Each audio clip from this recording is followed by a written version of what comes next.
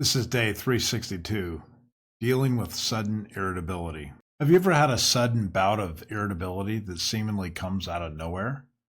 Everything seems fine on the surface, and then someone asks you to do something or interrupts you, and then you suddenly feel this sense of intense irritability. This happens to everyone from time to time. Since I was trying to come up with a topic to think about today, I decided to investigate one of my incidents with irritability. As you probably guessed, there's been some significant research on the causes and reasons behind this emotion. First off, irritability is not a complex emotion. It is a base feeling that we have as part of our primal nerve center. The emotion itself is not complex, as it's usually temporary, but the causality and the interrelations with other emotions is what makes investigating it a complex challenge. During my review of some research, I stumbled on a few literature reviews on emotional intelligence research. As it turns out, some people believe that humans that have higher emotional intelligence are able to self-regulate feelings of irritability better than others. What gave me something to consider is that these forms of regulation are not exclusive skills. These can be learned and practiced, and therefore people can learn to reduce or redirect the forces that cause them to have this emotion in the first place. Learning to self-regulate is part of a core element of emotional intelligence and requires people to ponder how to recognize, control, and then redirect emotional impulses such as this. A good part of this is learning to eliminate or distance oneself from a known stressor, or at least know when their impact is exceeding their ability to cope. Diving into some of this research made me realize how bad I am at emotional intelligence. I think I'm better now as I'm older, but looking back at my formative years, I realized what a mess I was in dealing with handling emotional states such as irritability.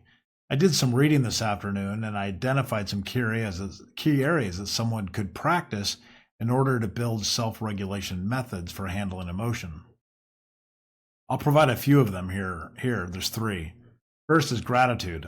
I'm quite confident you've heard someone recommending that you keep a gratitude journal. Whenever I hear this, I tend to roll my eyes. However, there is something happening here which is rather simple and rudimentary trick for teaching yourself how to self-regulate. Oftentimes, people that are subject to the whims of various emotions find it difficult not to focus constantly on the things causing them frustration in their lives. They get too myopic and inwardly focused. When you stop and make a reflection on what you are grateful for, you are actually forcibly shifting emotional states. This ability to switch away from irritability is a strong coping mechanism. Setting boundaries. I completely failed at this most of my life. However, when you do not keep and maintain personal boundaries, this can lead to sources of stress and irritability. When you allow people to encroach into your life and cause disruption, you get extremely frustrated and feel out of control. You actually can learn to say no more often, and when you learn to establish those boundaries, then you will significantly reduce irritability in your own life. Understanding the stress response. Your body reacts to stress. There is an entire nervous system dedicated to this, as it was needed for our survival. However, if you allow this to be constantly firing off, you will find few moments where you are calmed or relaxed. Some who have this understanding will find good reason for doing simple things like breathing exercises, brief relaxing breaks, and getting out of the chair and going on a nature walk. These soothing skills are a way for us to combat the destructive stress in life. There are many more. Learning stress management techniques, having some self-compassion, learning not to act on impulses, improving problem-solving skills so that you can eliminate problems in your life that remain unresolved.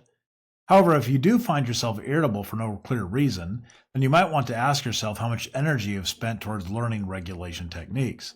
You can increase your emotional intelligence by putting some of these ideas into practice. To wrap things up, the deeper I dove into the world of emotional regulation and irritability, the clearer it became that managing irritability isn't about avoiding it altogether, because that's impossible, but about developing practical ways to deal with it when it arises.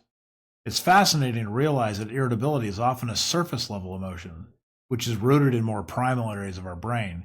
Yet the real challenge is understanding and mastering the underlying complexities that feed into it, such as stress, fatigue, or unmet expectations.